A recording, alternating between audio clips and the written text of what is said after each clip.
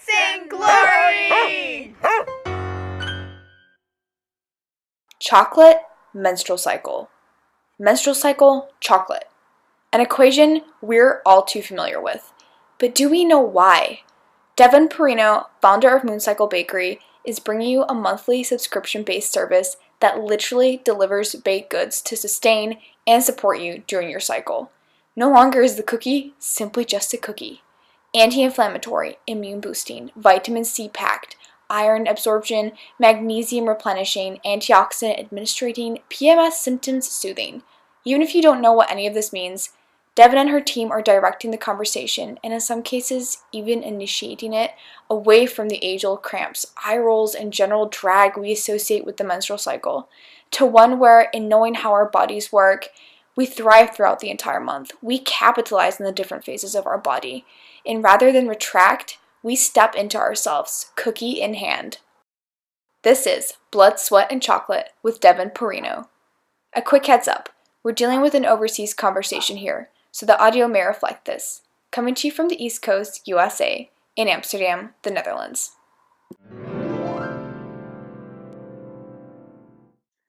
I love this question. Who I would say I am as a person. I am a very feelings-driven person, a creative. I try in my daily life to mesh the two because I feel like that my art and my outreach and my impact on the world is really at its best when I am in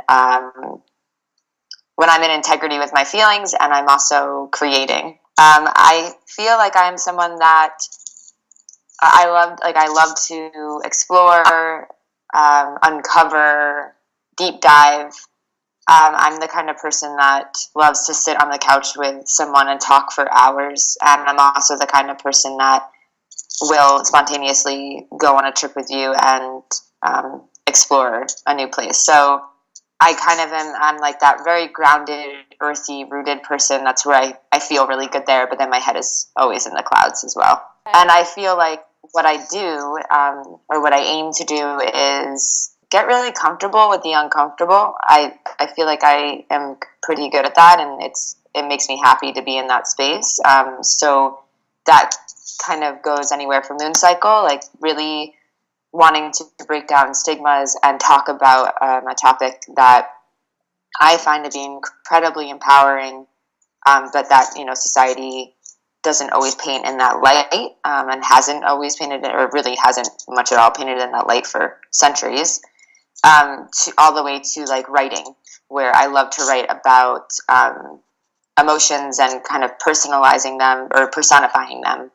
And I think that what I aim to do is make these more more acceptable, and also take these very relatable topics and make them easy to discuss and embrace for people. In the next question, I want to know what intuition means to you, but I just hear that you're very much aligned and in tune with yourself already. Absolutely, yeah. Intuition's a big one for me. Yeah. I've had guests on who are just starting down on this road with their intuition, and I've had guests on who, like you, are very comfortable in that space, and I love that you said, I like getting comfortable with the uncomfortable. But yeah, What does intuition mean to you? Yeah, so intuition, what does that mean to me? I would say intuition means really trusting in yourself, which I find intuition to be a practice. I find it to be something that I have to continue to come home to. So it's some days it's easy, and other days it's really not. But it is kind of this little voice inside that when I want to do something, or even if I'm afraid to do something, that it's this really grounded place to move from. So when I think about risks I've taken, or or starting Mooncycle, I think about how it almost felt like getting struck by lightning. It's like this feeling that I just can't deny. I know what I need, want, will go after it, and it's because this intuition inside is telling me that is the next step. And then from there, I just have to trust it and leap. Yes. And you're working within a space where health, diet, nutrition, politics, and cultural elements all come into play. And Yes. I'd like to start off with what those early days looked like when Mooncycle Bakery was solely an idea in pen and paper. What were those first few steps like? Yeah, that's a great question. So the first few steps, I mean, the way that Mooncycle was founded was during a bachelorette party. And my bachelorette party, I was with my friends at this point in California, and we were just kind of bar hopping. And at the last bar, my now husband had brought this really decadent, amazing chocolate cake for us to eat. And we, all got really quiet and ate it, and we're in heaven. And my friend walked over and tapped him on the shoulder and told him, "I just have to tell you, this is one of the best things I've ever eaten." And I don't know if it's because I'm about to get my period or not, but I almost cried. And so, I was like, well, I can totally relate to that. And her and I were kind of laughing about it a little bit later in that night. And I was like, don't worry, I'll bring you a piece of this cake every month. And so when I woke up, like I said, it felt like we were talking about it, and it really felt like this idea chose me. Like, it almost felt like I was purely just a channel for it. And it felt like I had gotten hit by lightning. I knew that there was something there, and I knew that it was really important. So from there, the next few steps really was just sitting with it. Like, I kind of equated it to what I feel, I don't have any kids, but what I feel like growing a baby would be like. You almost just sit with it at first. Like, you find this thing, you're so excited, you're scared, there's so many emotions that are coming up, but it's kind of sacred at first, because if you and maybe like your really close family, friends are the only ones that really know about it. So the first few days were really magical, because it was this beautiful idea that I felt so connected to, that my husband loved. And then from there, I started to talk to my friends about it. And that led to more like focus groups. I really wanted to see if there was something here, like if this is what women wanted, if this is what they needed, and how I could best support them. So yeah, it was a lot of that for about a year. And I'll say too, it was, I went on to get married, and life happened, and I was still working I was working in the fashion industry at this point. And so it was like an up and down, because I felt like I was only able to give it as much attention as I could, not necessarily as much as I wanted to. So at some point I decided that I needed to go for it. Like if I was going to do it, I needed to do it 100%. And so I quit my job. I was able to at that point, luckily, and deep dive. But yeah, the first few days were a lot of visualizing, and really wanting to get the foundation set before moving and growing from there. And what did that partnership look like between you and your husband? What was his reaction like when you're like, let's do this, let's go for it? Yeah, he was all for it. He's amazing. I mean, he's one of the most supportive people I know, and I'm lucky enough to call a big part of my life. But he was super excited. He was right there with me at every focus group we had, every interview. We actually ended up going. One of the things we did was the Thinx underwear, the period underwear. They had what they called the Taboo Tour, and they went around the country, but they ended in San Francisco. And so we at that point lived in Oakland, so we went into the city and went to this event, and it was awesome. He was like one of the maybe two males that were there, and I loved it. And we just soaked up everything that everyone was saying, and there would be certain parts during that event where we'd look at each other and be like, yeah, women really want this, they really need this. So it was really nice to have him at my side. And what's great too is he's a chef, so it was nice because so that part was great. I worked with Katie Lemon. She's an influencer and a nutritionist, and an absolutely a gem of a person. But I worked with her to create the first 3 recipes, And it was great because they were delicious, but I would always have Brian's input too on like, oh, add a little bit more salt or maybe a little bit more cinnamon, something like that. So it's been really invaluable to have him around. And does he still bake to this day? Is he in the kitchen, like helping formulate? He's not really. He was when we first, so we had the Kickstarter, and that's how we were funded, which was amazing and a total blessing. And then after that, we got everything together, and then it was like maybe 4 months after we were fully funded that we began to send all the treats out. And he was there baking like hundreds of treats with me, which was, I could not have done it without him. But at this point, now he's actually... He has like his own projects and his own passions, and I'm so lucky to have been able to build a team at this point. I have an amazing woman, Jenna, who helps me. She's a nutritionist as well, and she comes up with a lot of recipes he just gets to be the taste tester now. The best part. Yeah, exactly. This flows great into the next question, because I first approached you on the subject of seed cycling. But really, yes, if you could touch on any of the rituals you integrate throughout the month to support the 4 phases of your cycle, the menstrual, follicular, ovulation, and luteal. Yes, absolutely. So let's see what the best way to go about doing this. Well, so the way that we look at our treats is we create hormone-supportive treats that help support women during different phases of their cycle. And the way that we look at this is through the scope of food as medicine. So that means that we're looking at certain micronutrients that you lose during different parts of your cycle, and then we're looking at nutrients and foods that help to replenish those micronutrients. So a good example of this would be we can start during the luteal phase, since I feel like that's a big one for a lot of people. I know it is for me, where we tend to feel a lot of the PMS symptoms, bloating, cramping, that kind of thing. So one of our best-selling treats, it's a lot because of it, it's just so delicious, is our chocolate cup with honey and ginger. Oh. We actually have a few versions of it. We have one with gluten-free pretzels and peppermint, but I would say the honey and ginger one is probably our bestseller. That one's great for the luteal phase because it's full of cacao, which cacao is full of magnesium. So when we're in a luteal phase, our progesterone drops and our magnesium plummets. So what that looks like is bloating, constipation, irritability. There's a lot that can shift when those hormones start to drop off right before we get our period. And because cacao is full of magnesium, it could be a physiological reason why we crave chocolate.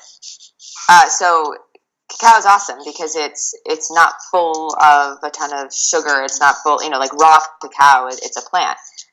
So that's one example of what a lot of people might reach for during their luteal phase. We had our sweet potato brownie, I would say, is also great for our luteal phase as well. It's really good. Sweet potato is a complex carb, and when our hormones start to drop off, sometimes we can experience mood swings. That's really great because complex carbs actually help to boost serotonin, which I think is such a cool fact, and which is why we might crave carbs. But with complex carbs, it's great because they break down slower. They're not giving us that big sugar spike that we want to avoid, really ever, but especially during our cycle. So the sweet potato brownies are also really great for that as well. I'm going to pull up, actually. Let's see. We have, I got rid of it, actually. But it was it was one of my favorites. We have some in the freezer I'm at my parents' house right now. And I'm like trying to make them last because they're so good. But we had the pumpkin cookies with pumpkin seeds and dark chocolate chunks, and they were unreal.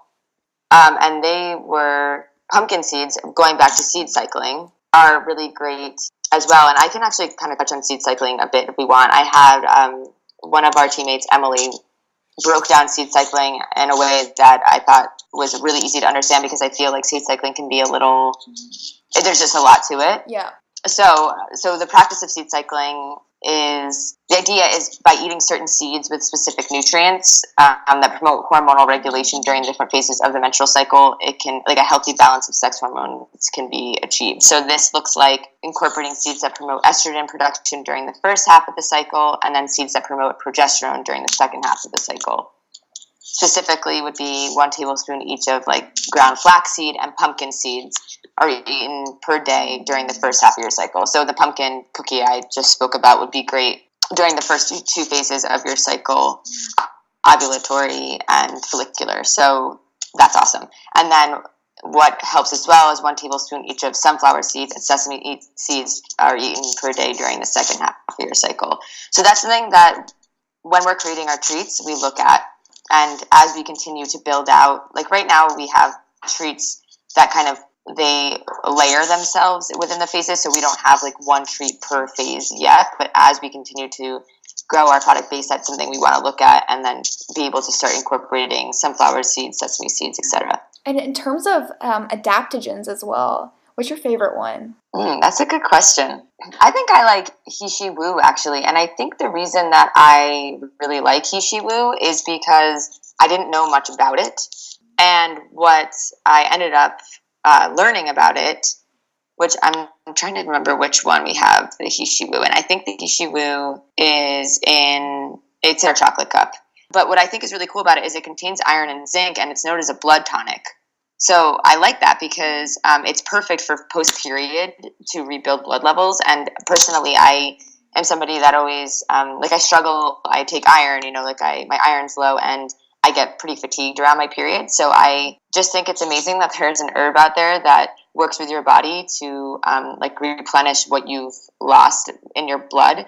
And it's also a liver support and kidney support, which is super important because both the liver, the kidney, and the intestines are flushing out estrogen. And that's something that you want to keep optimal. So I think that one's probably my favorite. It just feels like it's such a king of herbs.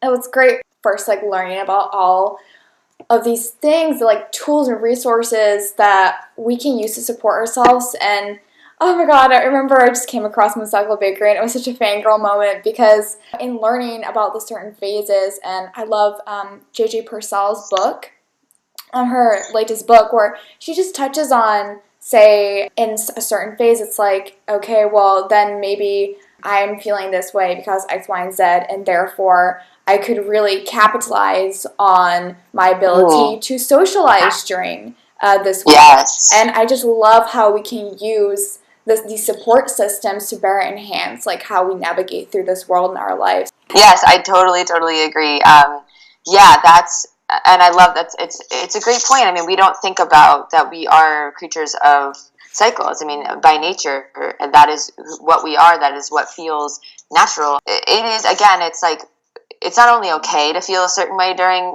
a certain phase, but it is exactly where you're meant to be and how you're meant to be. How you're meant to cope, move, address. We're not stagnant, and we're not meant to be stagnant. Exactly. Yeah. And I love that. I agree. I feel like that there's a lot of empowerment there when we can embrace that we have cycles and embrace that that's a good thing. It goes way beyond just the nutrition. There is so much that you can tap into when it comes to your cycle and each phase. I'm really not seeing it as a crux, but something that we really need to step into. And I feel like it can be so overwhelming, but that's where, Moon Cycle Bakery, I really feel that you offer, it's so relatable, it's so understandable, and you're offering products that we would genuinely just love to consume and learn about. And yeah, you get to do both. You get to eat and you get to learn.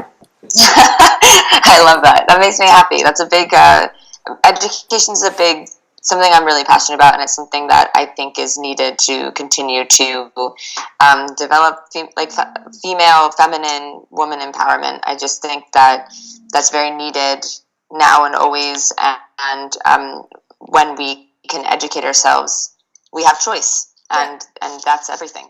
Yeah. And then realizing the vision of Mooncycle Bakery. What did that partnership and working with the nutritionist look like? And how have you actually navigated, say, the food safety and security, and were there any protocols or processes you had to undergo? Yeah, so, gosh, working with a nutritionist has been a dream. I've loved every second of it from the beginning since we started working with Katie Lemons. And, like all the information I speak about, everything I talk about is purely from these amazing women that I've learned from. So I'm so grateful because it's really helped me grow in ways I never could have imagined, and they've helped our business so much. But it's been great. I mean, really the process of it is we sit down and we talk about, okay, like we have this many treats, they're supporting this, what holes, like what gaps can we fill? And then we look at what nutrients can help fill those gaps, and then we kind of look at, okay, what recipes can we create that taste delicious and also help to support the body. And yeah, it's just been absolutely amazing. It's so much fun. I love collaborating, so it's been really fantastic in that respect too. And as far as like certificates and that kind of thing that we need, that's more on the end of like the baking. So we bake out of a commercial kitchen, and so we bake out of a commercial kitchen because when I lived in Washington, we could do the cottage law, which is like you can bake out of your house, but you have to have someone come and inspect it, whatever. But we have a dog, and I just didn't want to do that. And now that I'm on the East Coast, we have a commercial kitchen as well. So that's been really great. And you have to have like your safe certification, which I actually had working in a kitchen like a couple of years ago. So I just had to renew that and go through that again. But yeah, it's a lot. Like when I first started looking into what we needed, it was very overwhelming. And then I talked to a bunch of people, we did our research, and it wasn't as scary or as much as I thought it would be. You're essentially bringing together branding and user experience and catering towards an intuitive understanding of an integral part of the female health system, all whilst allowing for it to be consumed literally in a very relatable way. And you're making an app. So you're uniting this very personal, specific aspect of our health, but converging it with technology so that we can better understand ourselves. And I really want to know, like, where was your head at when the idea of an app first came up? Well, so yeah, I'm so excited about the app. And this year we're actually focusing on, we're redoing our website so that's even more user friendly. We've gotten like feedback on certain things, elements and parts that people want to be able to have more control over, like canceling it themselves or skipping a month or changing their treats and like getting an email when they are updated, all that kind of stuff, more user friendly. So that's super exciting because that's going to launch the app really, really well. But as far as the app goes, I think I am a naturally a technological person. Like my dad is in computers, and has been since I was a little girl. So technology has kind of always been a bigger part of my life and something that I'm interested in and curious about. But I think I just really want this to be as easy as it can be for people, because it can already feel overwhelming and hard enough. Like, not only caring for yourself, like some days it's not easy. It's enough of a prize to get up and brush my teeth some days, like when things are so overwhelming. So I wanted their health, their choice, their education about themselves to be able, like you said, to digest as easy as possible and to be able to navigate it as easily as possible. And to me, that was in an app. Yeah, so I'm super excited to see how that evolves and to see, like the best part about it all is to see what people think and say, because our customers are our compass. So it'll be really great to hear their feedback and continue to grow it out. And are there any elements in the framework of the app that you've taken from personal experience and have integrated it? Yeah, I would say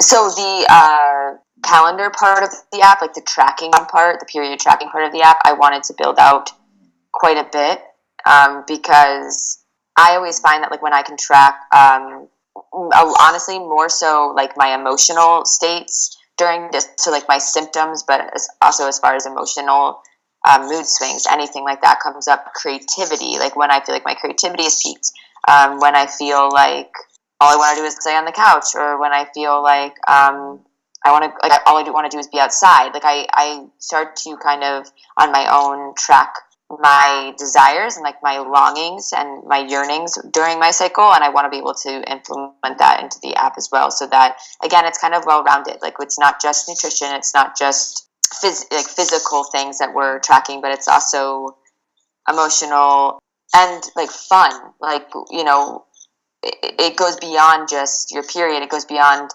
just tracking the symptoms. It goes into this like getting to really know yourself better in a holistic view.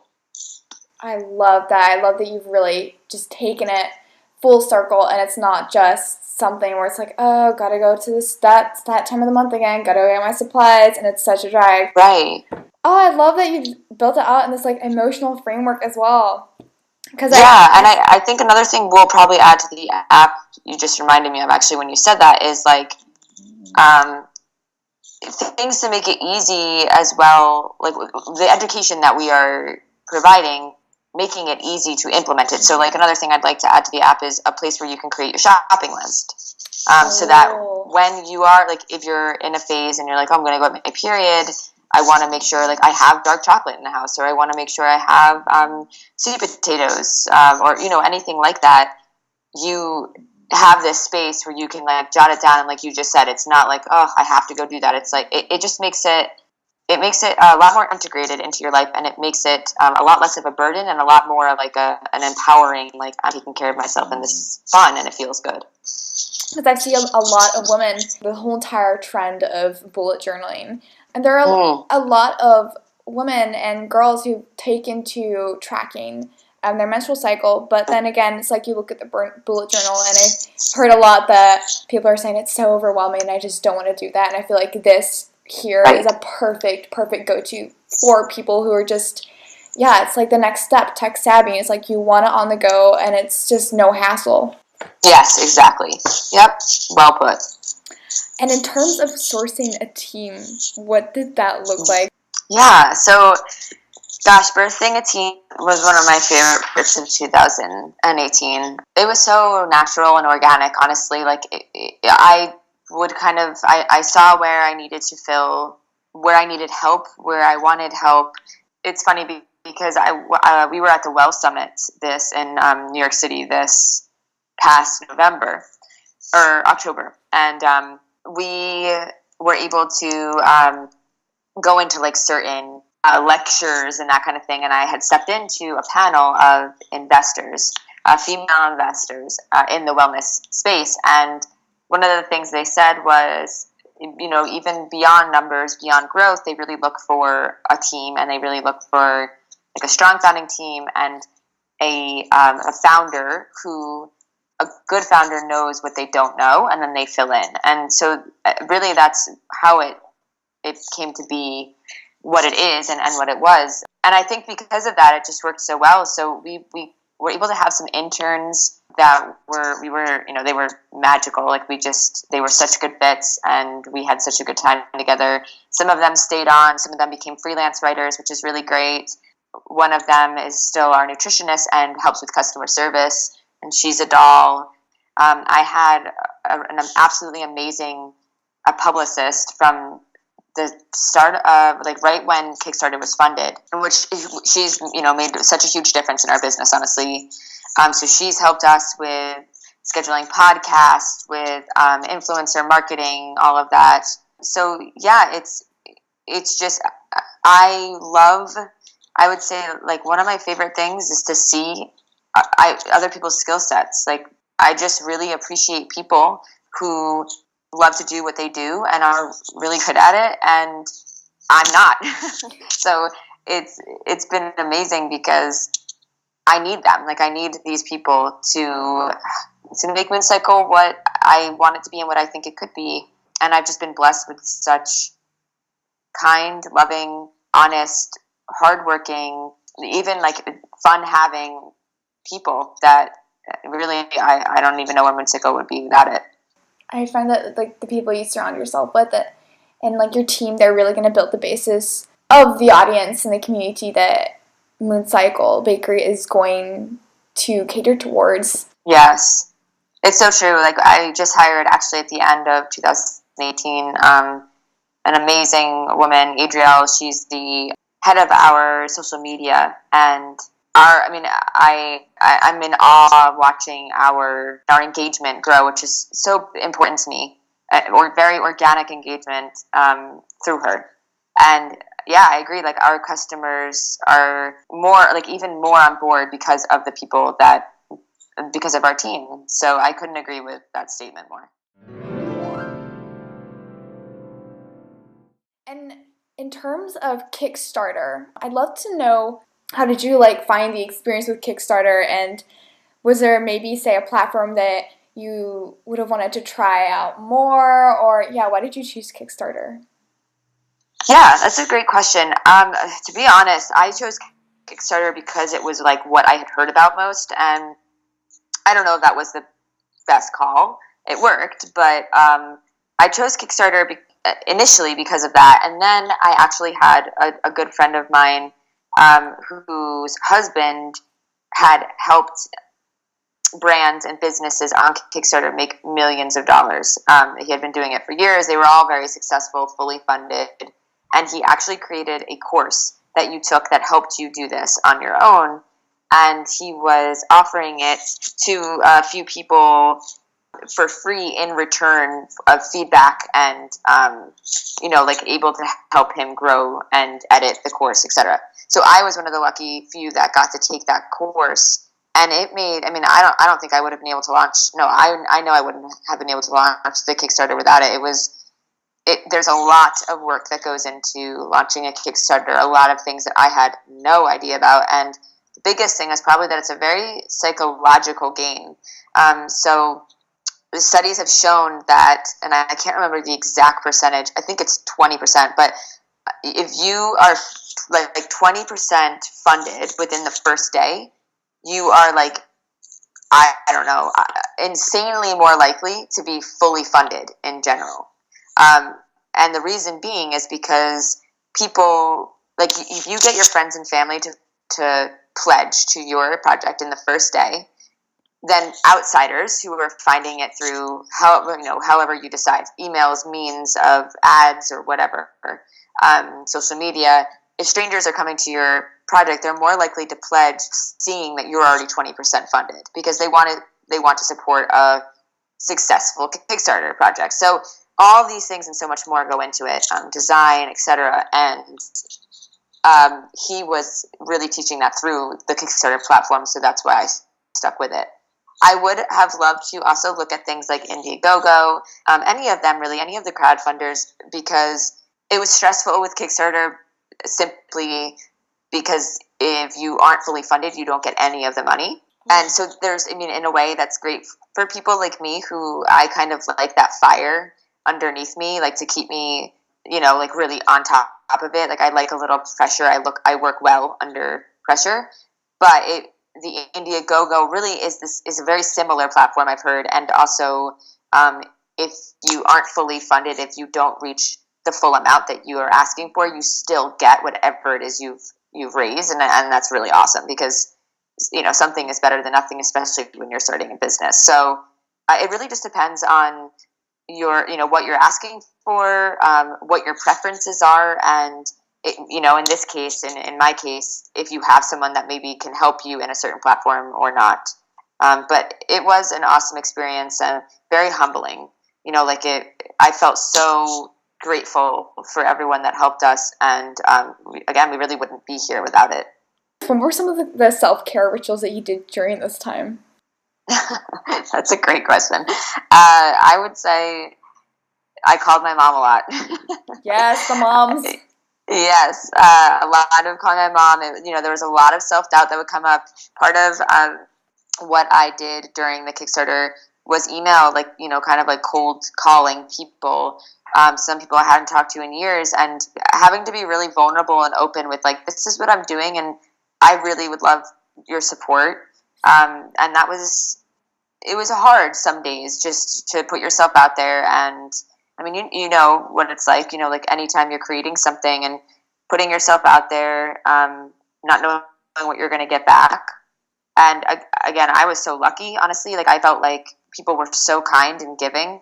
But on the days that I was just scared to do it, I would usually call my mom or go outside. I feel a lot better and a lot more grounded when I'm outside, even if it's just a quick walk. Or I would, you know, hang out with my dog. My dog is like my biggest stress reliever. So yeah, I would say that it was just very simple things, because I was working from sun up to sundown at that point. I would try to find ways that I could care for myself that didn't require a whole lot of elaborate, like going somewhere. Yeah, like a whole lot of time, a whole lot of effort, etc. Yeah. And this kind of feeds perfectly into this, but was there ever a time where it was guts versus logic and you went with your gut? I already feel like Mooncycle Bakery is pretty much an example in itself. But yeah, if you have maybe just something small where you're like, whoa, that's true universe magic right there. Yes. Yeah, gosh, that's... Well, the biggest one I can think of that just happened recently was... Well, there's a couple. One, we were accepted to we were asked to come to the TED Women, like the like TED Talks, TED Women Conference, which was a complete honor. But it was a little bit last minute for us, and it was in California, so we really had to figure out how to make it work. And it was Charlotte, actually, our publicist, said, like, my gut is telling me we should do this, and I totally agree. And I wasn't going to be here. I was actually going to be traveling in Europe, so it was the first time that my amazing team was going and you know, representing Mooncycle and doing that work. I sat down with my parents, because they actually went out and helped as well, and we all agreed, like, we need to do this. Like, we will figure out a way to get there. We'll figure out a way to make everything work, but we have to do this because it is an honor, and it's, you know, our gut's telling us we need to do this. And it just ended up being an absolutely fantastic event. I mean, the feedback we got was incredible. The opportunities that came out of it were incredible. The women were unreal, you know, just some of the most amazing women you're ever going to meet, ever going to hear from, ever going to learn from. So yeah, that was one thing. That was in November, so that's one of the more recent things. And then I would say another one is actually a bit different in the sense that we had been building our website all of last year, and it was great. We were building it from the ground up, and I got to a point where we needed more data. We needed more of a back end.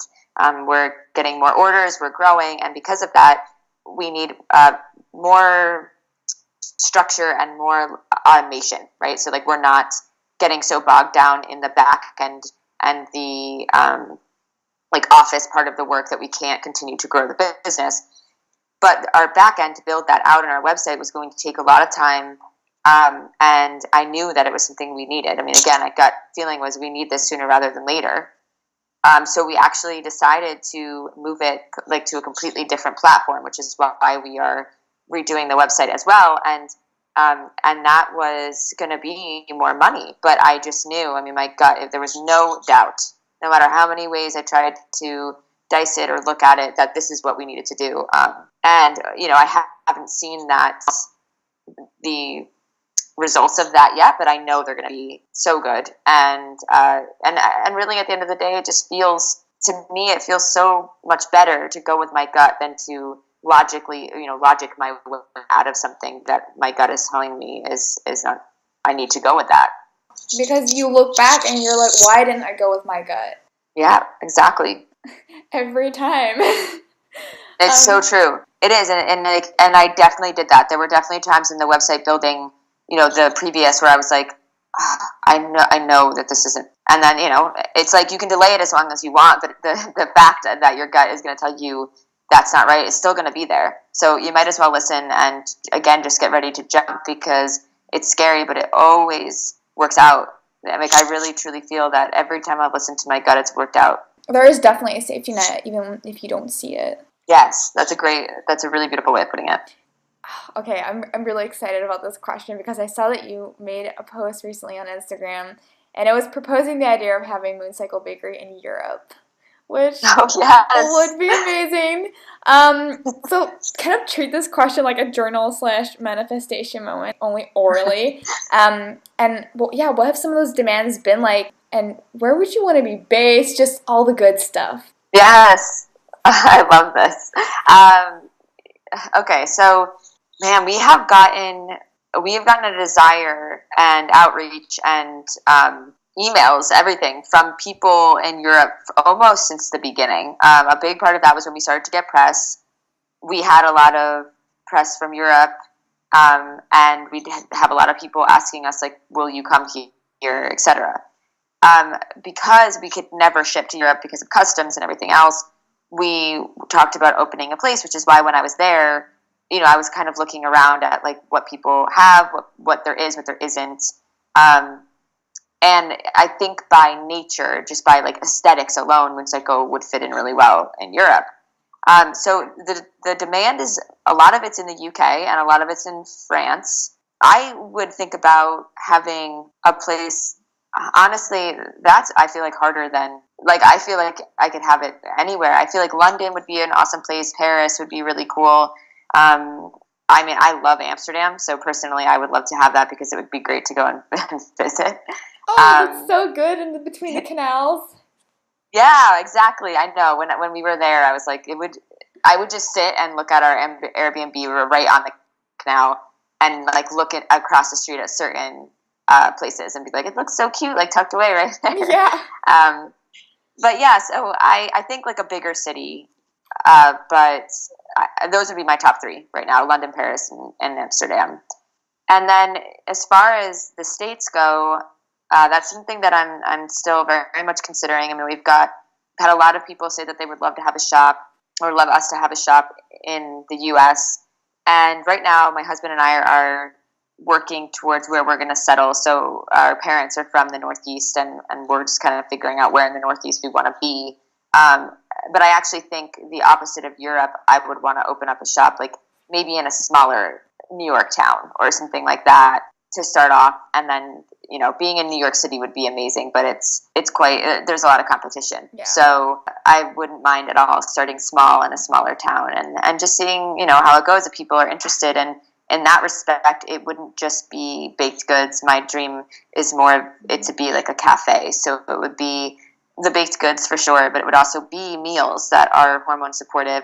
It would be like a menu that has really delicious, healthy foods, which Brian would definitely help me on creating. And then it would be a part of the menu would be towards hormone supportive meals for women that are not only on their periods, but that are pregnant or postpartum, and need, they need that nutritional support. I've talked to a lot of doulas who tell me, like, the biggest thing that women, one of the biggest challenges after having a baby is that the food that they can barely get up, either because of having just given birth or because their baby is with them. And so one of the biggest things is making food, and it's so important because they've just lost so much blood and so much.